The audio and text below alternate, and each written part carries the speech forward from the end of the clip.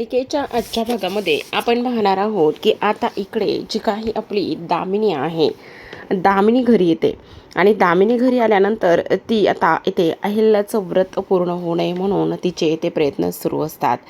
तिला पाहायचं असतं की आदित्यवर एवढं प्रेम आहे, आदित्यच्या प्रेमासाठी तुम्ही नेमकं काय काय करताय, आता मला तुम्ही हे व्रत करून दाखवा म्हणतच तिने आता एका पाण्याच्या भरलेल्या ग्लासमध्ये तिने झोपेचं औषध, गुंगीचं औषध मिक्स केलेलं असतं आणि तेच आता ती इकडे अहिल्याला देणार असते. हे सगळं आपल्याला या आजच्या भागामध्ये पाहायचं आहे, कारण दामिनीला हे व्रत पूर्ण होऊ द्यायचं नसतं म्हणूनच ती हा प्लॅन इथे करते. तर आता प्रेक्षकांनो, आतापर्यंत आपण मालिकेमध्ये पाहतच आलेलो आहोत की कशा पद्धतीने अहिल्या पॅनिक होते. जेव्हा श्रीकांत आणि आदित्य हे बाल्कनीमध्ये असतात तेव्हा श्रीकांतचा एका बांबूच्या ह्याला धक्का लागतो आणि बांबूच्या ह्याला चुकून धक्का लागल्यानंतर ते सर्व बांबू इथे खाली पडतात. खरं तर ते आदित्यच्या अंगावर पडणार असतात, पण ऐन वेळेला सतर्कता बाळगतच इकडे आदित्यला धक्का दिलेला असतो आणि आदित्यला धक्का दिल्यानंतर आदित्य मात्र त्या सर्व गोष्टीतून वाचलेला असतो. आता हे सगळं कसं झालं? अहिल्या, माझीच चूक झाली, मी बघितलंच नाही हे सगळं काय झालं आणि कसं झालं. तर तेव्हा इकडे अहिल्या म्हणत असते, श्रीकांत तुझं काय चाललंय हे? तू असा कसा वागू शकतोयस? तुला माहिती ना इकडे त्याच्या जीवाला धोका आहे म्हणून आपण हे सगळं काही करतो आणि त्याचबरोबर तू अशा पद्धतीने कसा वागतो? तेव्हा लगेच आता इकडे श्रीकांत म्हणत असतात, हो अहिल्या, माझ्या गोष्ट लक्षात आली, पण हे सगळं कसं झालं ना मला समजलंच नाही, हे का झालं हे सुद्धा मला समजलंच नाही, असं सुद्धा आता इकडे तो बोलत असतो. त्यावर लगेच आदित्य म्हणत असतो, एक मिनिट, तुमचं काय चाललेलं आहे? हे अशा पद्धतीने तुम्ही हे काय करताय, का बोलताय हे सगळं? तेव्हा अहिल्या म्हणत असते, बघ आदित्य, आम्ही तुझ्या हे सगळं काळजीपोटीच बोलतोय ना, तू असा का करतोस? तेव्हा तो म्हणत असतो, अगं आई, हे कसलं लॉजिक आहे? तुम्ही एवढा विचार का करताय? मला काहीही झालेलं नाही आणि काही होणारं सुद्धा नाही आहे. प्लीज ह्या सगळ्या गोष्टीचा असा विचार तुम्ही दोघेही जण करू नका ना. त्यावर अहिल्या म्हणत असते, नाही आदित्य, जोपर्यंत मी सांगते तोपर्यंत तू खोलीच्या बाहेर यायचं नाही आहे. तुला सांगितलं होतं खोलीच्या बाहेर यायचं नाही आहे म्हणून, मग तू खोलीच्या बाहेर का आलेला आहेस? जोपर्यंत हे व्रत आणि ही पूजा सफल होत नाही तोपर्यंत तू खोलीच्या बाहेर पुन्हा सुद्धा पाऊल ठेवायचं नाही, समजलं तुला? सावित्री, मी काय सांगते ते तू नीट ऐक. काही जरी झालं ना तरी सुद्धा ह्याला बाहेर येऊ देऊ नकोस आणि ह्याला काय हवं काय नको ह्या सगळ्या गोष्टी तू पाहणार आहेस, तू बघणार आहेस. आदित्य आता इकडे खोलीमध्ये बसण्यासाठी स्पष्टपणे नकार देत असतो, कारण त्याला असं वाटत असतं की नाही, हे सगळं काय आहे आणि त्याचबरोबर आई एवढी पॅनिक का होती असा विचार त्याच्या मनामध्ये येऊन जातो आणि त्याचमुळे तो हे सगळं काही करत असतो, बोलत असतो. इकडे आता अहिल्या फारच टेन्शनमध्ये आलेली असते. ती आता इकडे विचार करू लागते की नाही, हे सगळं अशा पद्धतीने होता कामा नये. इकडे काही जरी झालं ना तरी सुद्धा जो काही आदित्य आहे, आदित्यला काहीही होता कामा नये असं आता इकडे ती विचार करत असते. दुसऱ्या बाजूला आपण पाहतो की इकडे जे काही श्रीकांत आहेत, श्रीकांत इकडे आदित्यकडे जातात आणि श्रीकांत आदित्यकडे गेल्यानंतर त्याला म्हणत असतात, आदित्य, तुला गोष्टी समजत नाही आहेत का? तुला प्रत्येक गोष्ट इथे हलक्यातच घ्यायची आहे का? हे बघ, ती माय माऊली तुझ्यासाठी, तुझ्या रक्षणासाठी काय काय करायला तयार झाली आहे आणि तू तिचं साधं एक म्हणणंसुद्धा ऐकणार नाही आहेस का? तिचं म्हणणं काय आहे? तर फक्त आणि फक्त एकच ना, की तू ही पूजा हे सगळं संपन्न होईपर्यंत फक्त थोड्या वेळासाठी खोलीमध्ये बसायचं आहे. मग तू असा कसा करू शकतोस? काही कळते का नाही तुला? तेव्हा आदित्य म्हणत असतो, बाबा, पण हे सगळं काय आहे? का तुम्ही ह्या सगळ्या गोष्टी आणि एवढं पॅनिक होत आहे? हे सगळं काही इकडे आता ते बोलत असतात. तेव्हा इकडे आदित्य म्हणत असतो, नाही बाबा, मी असं काहीच करणार नाही आहे. आणि त्याहूनही सगळ्यात महत्त्वाचं म्हणजे तुम्हाला असं का वाटतंय की मला काहीतरी होईल? आणि त्याचबरोबर इकडे एवढं सायन्स पुढे गेले, माझा ह्या अशा गोष्टीवरती अजिबात विश्वास नाही आहे. तेव्हा श्रीकांत म्हणत असतात, हे बघ, कमीत कमी इथे अहिल्यासाठी तरी ह्या सगळ्या गोष्टीवर तू विश्वास ठेवायला हवायस. ती माय माऊली काय काय करते आणि काय काय नाही ह्या गोष्टी तुला इथे समजायला हव्यात आदित्य.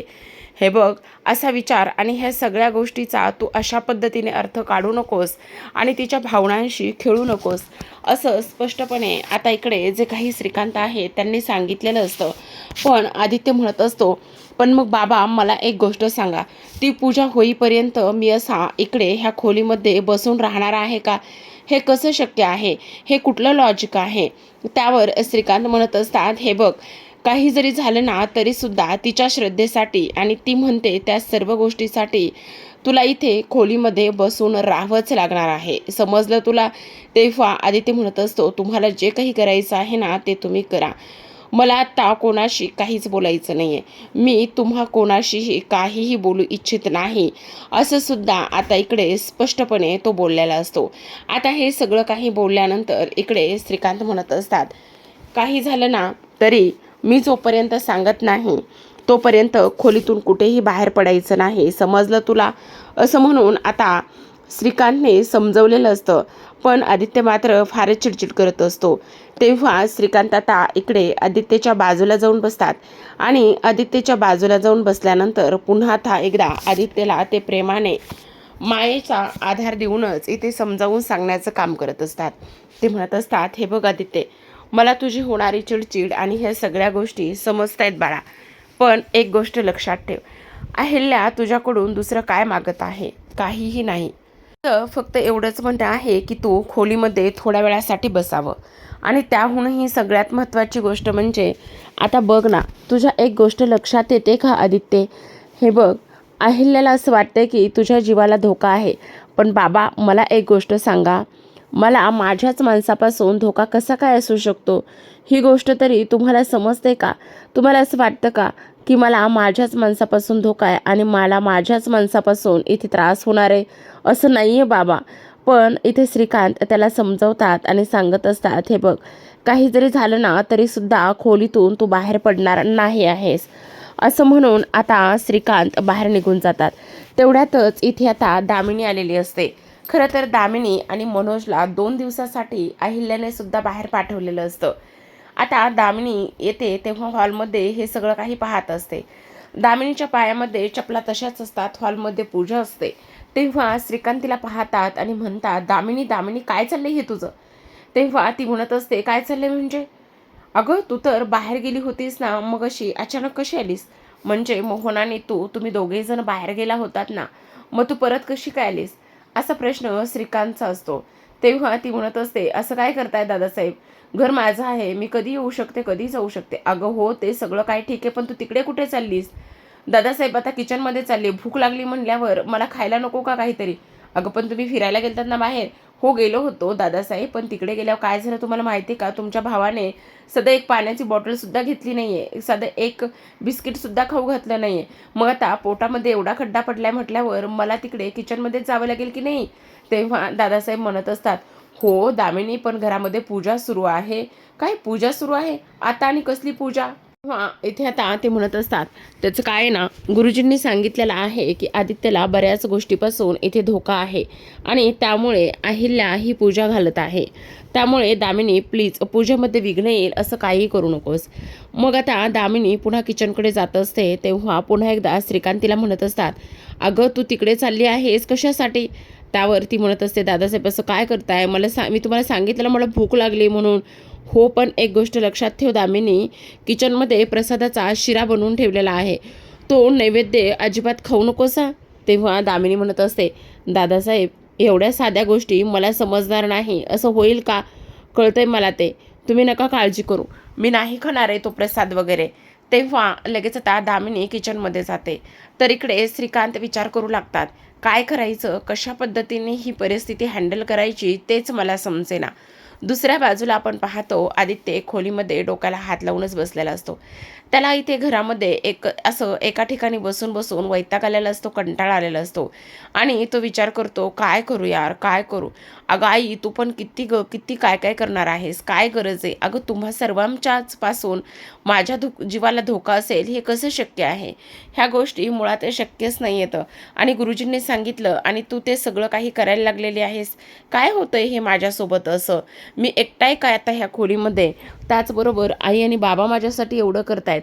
शिवाय पारूसुद्धा नाही आहे माझ्यासोबत. पारूलासुद्धा हे लोकांनी इथून घालून दिलेलं आहे. का तर तिच्यापासूनसुद्धा माझ्या जीवाला धोका असेल असं ह्या लोकांना वाटतंय का? नाही पारू, बरं झालं तू तरी 2 दिवस गावाला गेलीस खरं तर, पण आता गावाला तू मस्त एन्जॉय कर, राहा, असा इथे आदित्य विचार करत असतो. त्यानंतर पुन्हा एकदा हातामध्ये मोबाईल घेतो आणि पारूला विचार करतो की पारूला कॉल करतो. पुन्हा विचार करतो नाही नको, पारू कामात असेल, तिला बोलायला अवघडल्यासारखं होईल, त्यापेक्षा मी तिला मेसेज करतो. तेव्हा आदित्य लगेच आता पारूच्या नंबरवर मेसेज टाईप करत असतो. त्या मेसेजमध्ये त्यानं लिहिलेलं असतं, हे बघ पारू, 2 दिवसासाठी गावाला गेली आहेस ना, तर मग मस्त 2 दिवस गावाला राहा, मस्त एन्जॉय कर. तू इकडची माझी आणि त्याचबरोबर घरची अजिबात काळजी करू नकोस. इथे सगळं काही व्यवस्थित आहे. काही झालं तरी 2 दिवस तू मस्त एन्जॉय कर आणि ह्या सगळ्या गोष्टी मी तुला सांगत आहे. इकडची अजिबात काळजी करू नको, मी सुद्धा ठीक आहे आणि घरातील सर्वजण ठीक आहेत, असा आदित्य विचार करतो आणि त्यानंतर तसाच बेडवरती अंग टाकून देत असतो. आता इकडे दुसऱ्या बाजूला दामिनी किचनमध्ये जाते आणि किचनमध्ये गेल्यानंतर सावित्रीशी बडबड करत असते. आता सावित्रीला म्हणत असते, काय गे, काय करतेस? तेव्हा सावित्री म्हणत असते, तुम्ही इथे? हां, मीच आहे इथे. का भूत बघितल्यासारखं का करतेस? आणि तू काय करतेस आहे? आणखी स्वयंपाक नाही झाला? मला किती भूक लागली आहे, तुला माहिती ना मला जेवायला वेळेवर लागतं म्हणून. मग स्वयंपाक कोण करणार आहे? त्यावर ती म्हणत असते, दामिनी मॅडम जरा हळू बोलता का? का आता तू मला सांगणार आहेस का माझ्या घरामध्ये मी हळू बोलायचं का जोरात बोलायचं ते? त्यावरती म्हणत असते, नाही दामिनी मॅडम तसं नाही आहे, म्हणजे काय आहे ना, बाहेर पूजा सुरू आहे ना, मग उगाचच इकडे कोणाला त्रास नको व्हायला ना, आदित्य बाबाच्या संरक्षणासाठी आणि त्यांना काही त्रास होऊ नये म्हणून ही पूजा घालतायत ना, म्हणून मी तुम्हाला म्हटलं. त्यावर लगेच दामिनी म्हणत असते, ते सगळं काही ठीक आहे, ह्या अशा पूजा आणि हे सगळं घालून जीव वाचणार असते तर काय झालं असतं, असा इकडे आता ती विचार करते. आता ह्या सगळ्या गोष्टीचा विचार केल्यानंतर ती म्हणत असते, बोल ना, तू माझ्यासाठी स्वयंपाक बनवला नाही आहेस का? तू माझ्यासाठी जेवण बनवलं नाही आहेस का? त्यावर ती म्हणत असते, मॅडम त्याचं काय ना, मला माहिती नव्हतं तुम्ही जेवायला येत आहे म्हणून. मग आता कधी बनवणार आहेस माझ्यासाठी जेवण? मला खूप भूक लागलेली आहे, आत्ताच्या आत्ता मला काहीतरी खायला हवं आहे. तेव्हा सावित्री मनामध्येच विचार करते, इकडे आदित्य बाबाच्या जीवाला धोका आहे, ही गोष्ट ह्यांना माहिती आहे, ही गोष्ट ह्यांना सांगितली आहे, तरीसुद्धा ह्यांना इथे भूक लागली आहे. त्यावर काय बोलायचं कळत नाही. तेव्हा लगेच आता दामिनी इकडे तिला म्हणत असते, तू आता काय म्हणालीस? की इकडे आदित्यच्या जीवाला धोका आहे आणि आदित्यच्या जीवाला धोका असून सुद्धा मला भूक लागली असं तू म्हणतेस का? त्यावर ती म्हणत असते, नाही मॅडम मी असं काही नाही म्हटलं. म्हटलीस तू, मी आत्ता ऐकलं. काय तुम्ही ऐकलं? हो, कसं काय? म्हणजे तुम्हाला माझ्या मनात काय आहे हे सुद्धा ऐकायला येतं का? त्यावरती म्हणत असते, हो, मला तुझ्या मनातल्या सगळ्या गोष्टी कळतात आणि त्याचमुळे मी तुला सांगते, काही जरी झालं तरीसुद्धा ताबडतोब मला जेवायला हवं आहे. तेव्हा आता इकडे सावित्री म्हणत असते, मॅडम मला थोडासा वेळ द्या, मी तुमच्याकरिता मस्त छान गरमागरम काहीतरी जेवायला बनवते. असं म्हटल्यानंतर आता इकडे दामिनी सांगत असते, हे बघ, दामिनीची ऑर्डर आहे, काही जरी झालं ना तरीसुद्धा मला जेवायला तूच बनवणार आहेस आणि मला इकडे कोणाचीही कसलीही काळजी नाही आहे, समजलं तुला? मला भूक लागली आणि मला ते जेवण भेटलं पाहिजे एवढंच मला वाटतं. चल पटकन कामाला लाग. आता इकडे सावित्री विचार करू लागते, खरं तर इकडे आदित्य बाबाला काही होऊ नये त्यामुळे मला प्रार्थना करायची होती, पण इकडे ह्या ज्या काही दामिनी मॅडम आहेत त्या अशा पद्धतीने आल्यात आणि त्याचबरोबर ह्यांना ह्यांच्या पुतण्याची खरंच काळजी नाही आहे का? एकतर स्वतःला पण मुलबाळ नाही आहे, त्याचबरोबर इकडे सर्वांना जीव लावायचा, सगळ्यांसाठी काहीतरी करायचं, ते द्यायचं सोडून आणि इकडे तुझं माझं आणि तुझं माझं एवढंच ह्या करत राहतात. काय बोलायचं आता? काहीही बोलू शकत नाही. तेव्हा दामिनी म्हणते, का गं काय झालं, बनवतेस ना जेवण? तेव्हा ती म्हणत असते, हो दामिनी मॅडम लगेच बनवायला घेते, थोडासा वेळ द्या. असं म्हणून आता दामिनी तिथून बाहेर पडते. आता दामिनी तिथून बाहेर पडल्यानंतर इकडे आता सावित्री मनोमनच प्रार्थना करत असते की आदित्यला काहीच त्रास होऊ नये म्हणून. दुसऱ्या बाजूला श्रीकांत हे देवासमोर जाऊन हात जोडतात, नमस्कार करत असतात देवाला आणि देवाकडे प्रार्थना करत असतात की इकडे अहिल्याच्या ह्या व्रताला, अहिल्या हे जे काही करते ना त्या सगळ्या गोष्टीला यश येऊ दे, त्या सगळ्या गोष्टीचं तिला फळ मिळू दे. तेव्हा सावित्री दादासाहेबांच्या बाजूला जाऊन उभी राहते आणि म्हणत असते, काळजी करू नका, सगळं काही व्यवस्थित होईल.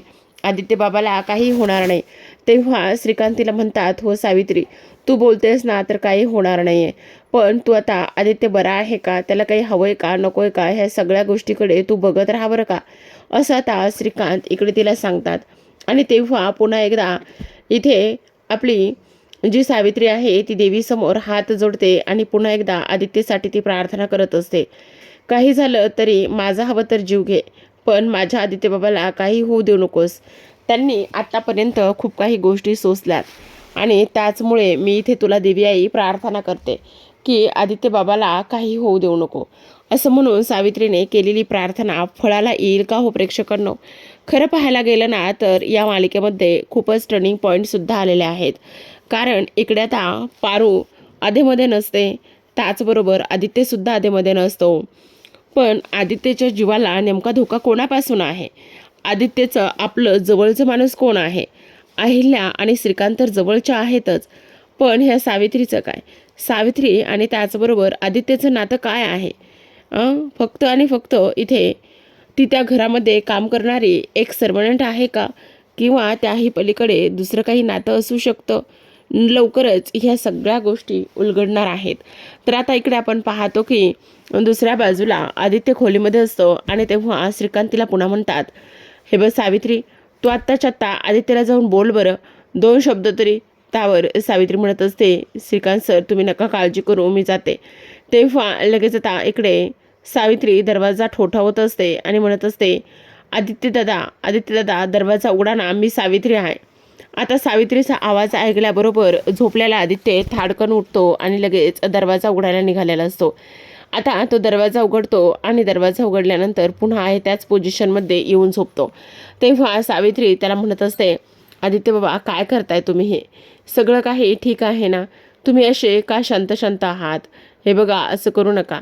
त्यावर तो म्हणत असतो, मी शांत आहे, तुला असं वाटतंय?